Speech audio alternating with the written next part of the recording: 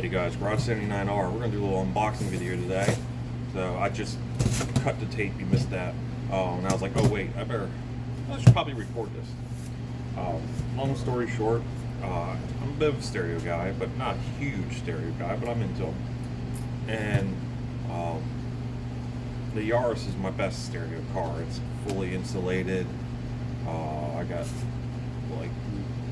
like rubber loaded foam or whatever, these panels in the doors. I got all the tricks. And I recently or semi-recently put a set of Morels in it due to some recommendations from other people. The car originally had Rockford primes, and I already had put components in the front. This is the third set of speakers in the front, at least on the Yaris. The rear I've only changed twice. I put sound ordnance in it originally, the whole car, and then I switched to Rockford primes and also got a Rockford prime sub and amplifier. And I still have that, and I still have the Rockfords in the back, but I switched the front to Morels, Maximo 6. And that was based on recommendation from a few people. I was actually originally asking about Floyd. I wanted a good set of speakers that, they can do this, sound really good. I only want one pair of speakers. I'm not going to put speakers in the back deck.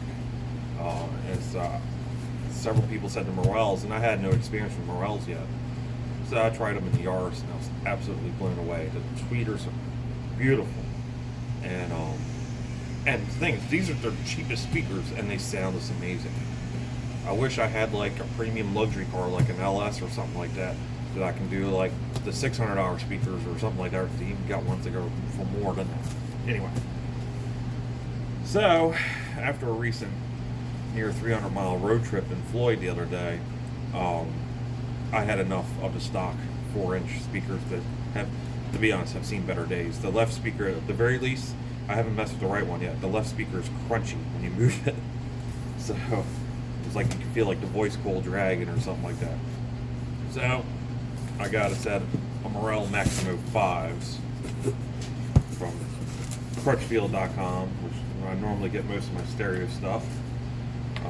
I do sometimes get stuff from other sources, but primarily Crutchfield, partly because great customer service. Also, they're really close, so I usually get stuff pretty much next business day. I actually ordered these Sunday. Today's Tuesday. They were already here by the time I got to the shop. So the one thing I like about Crutchfield, these are like, I don't know, like soy or whatever. Like you run these in water and they break down and they don't pollute. So again, these are the lower cost Maximos, and but they punch above their weight, in my opinion. And I'm sure there's probably stereo guys that go, oh yeah, well, you need to try this, you need to try that. You know what? I'm one of those types. If I try something and it blows me away, I want it and everything. Like, I'm probably going to get some Morels for the Highlander. I put replacement JBLs to replace the factory JBLs in that, and I can't even listen to stereo at moderate volumes because it's not Morels. So anyway, instructions, how to install a speaker. I love their simple grills. Unfortunately, I will not be using these because my whole goal was to keep the stock speaker grills in the Tercel. It's bad enough I'm going to have the tweeters, but I like a low-key look if I can, keep it. So, but if you're doing a full custom installation, these are probably one of the best looking grills. I love a simple metal grill. I don't like the weird plastic spokey ones. Well, here's the butyl rubber to kind of hold the grill to the. You kind of put strips of that around the edge because the grill pops out, and that helps hold it in, but it doesn't lock it in, so you can still get in there and service it, whatever.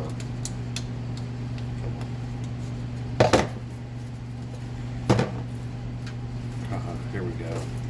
Beautiful.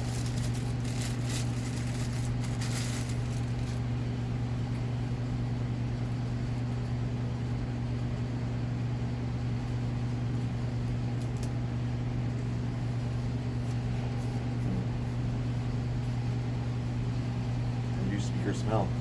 Actually, don't really smell like anything. So there's the drivers. Get the tweeter out.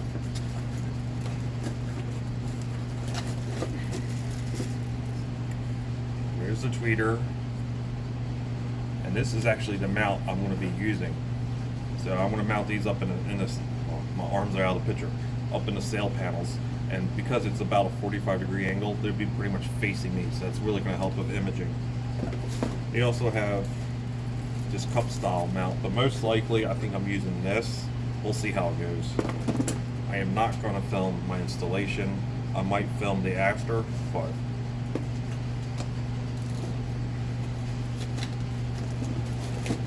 and then their crossovers.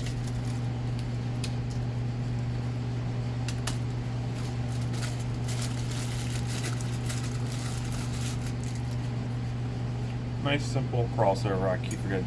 I have my phone sitting the other way. The camera's over here instead of over here. So I'm used to the other way around. But yeah. So nice and simple. There are higher ones like their Ultras, I think it is, or Ultimo, or I forget all their names. They have like a more of like an alien-looking crossover. These are pretty basic, but they do the job. It's still very good for the price point. So here's the speakers. Real quick and simple. I'm not going to film the install, mainly because I'm kind of have to figure it out. Because I'm retrofitting bigger speakers. So the Tercels are 4-inch speakers with a big 3-bolt pattern. I've actually already cut my door open further on the driver's side to figure out how much room I can get. I've retrofitted bigger speakers before, but it was many years ago in my old white car. But I know I can fit 5 1/4 without severely hacking the door. And again, I want to keep it under the stock grill. Actually, tell you what. So here's a stock 5th gen speaker grill. You can see, well, the light, it's the available opening is actually perfect. Like, I don't even have to like drill the rest of these out. So, and that's another thing. You can't, this covers up the hole in the door panel. This is too small to effectively do that because of how the door panel is. And I'll show a shot of that in a second. So, if you've never taken the speaker grills out of a 5th gen Tercel, and I can't remember the Paseos. I have to go look in the convertible outside. I think the Paseo has a different door panel. But anyway, at least on the 5th gen Tercel, it's real easy. See that little tab? Take a pocket screwdriver, pop that down, and just kind of pull out and down. And that's it. See, there's hooks. So, and there's the speaker. I mean, yeah, the little whizzer cone is rough, but you can hear it's kind of crunchy. So, as much as I would love to use the Morel grill, it doesn't really hide the way the door panel is. And the way this kind of sits proud of the door panel, it's kind of hard to put like 6.5-inch speakers in without doing more severe work. If I was able to do 6.5-inch speakers, then that associated grill might cover this. But because I'm trying to be pretty minimal, I opened up the hole behind the speaker a little bit more. But other than that, I'm not trying to like do this whole crazy custom installation. I'm going to put a little sound deadening behind the speaker directly, and that's it. I'm trying to keep it minimal. As much as I'd like to make this a perfect, like isolated cabin, it's a Tercel. It would take a lot to make it super quiet on the highway. It's not even that bad. But still, I don't want to weigh this car down with a bunch of sound insulation. And most of the time, if I'm driving it with the windows down. So the sound insulation doesn't do a whole lot. But I'm going to do, I got some leftover CLD tiles. In the building, we used to have a sound installation guy. That's all he did was high-end premium sound installation for vehicles. And he retired and closed up shop. And he had stuff. This is better than Dynamat. Like, Dynamat's a joke compared to this. And he, fortunately, he's a real nice guy. I was friends with him, and I still talk to him every once in a while. He left us a bunch of stuff to use on our personal stuff or help friends out. because when he closed up and retired, he sold a lot of it off to, I guess, some competitors or whatever, but then he kept a lot of it for us, which is great. So I got some on my lift or on my loft, and we also got some in the other part of the building. And so I'm going to do a little bit, but again, I'm not aiming for perfection here because it's a Tercel. And the goal of this car is a little bit different. The Yaris is my nice stereo, so it's going to have more power. Now, eventually, I might put an amplifier in here. I do have a Bazooka 6-inch bass tube in the back, and that was my first Bazooka. And I've heard them before, and they seem to do well. And I wanted something that was kind of robust and compact, and it also didn't require a lot of power. Right now, it's actually running off the head unit. My head unit is an older Pioneer Premier. Where are we at? DEH P47MP. I don't remember when I got this deck, because I don't remember when I got it. It was just in my pile. One of my first aftermarket stereo when I was like 16, 17 was a Pioneer Premier DEH 240F, if I remember that correctly. And the best part is these 90s Pioneers all look similar with the gray or silver top and bottom. So I like this because of that. It's very similar to my first original stereo. And it still works well. So, doesn't have Bluetooth, obviously. It plays CDs, plays radio. This car, I'm trying to keep it CD and radio only. If it comes down to it, I might get a Bluetooth radio for it, but it's still going to play CDs. Only reason I would have Bluetooth in this car is if I plan on doing further, like, road trips, and it might help with, like, mapping, like, put Google on. So, let me get these speakers installed, and, yeah. Unfortunately, I won't be able to play any royalty-free music because, again, I don't have Bluetooth. So, I'm just going to have to take my word for it.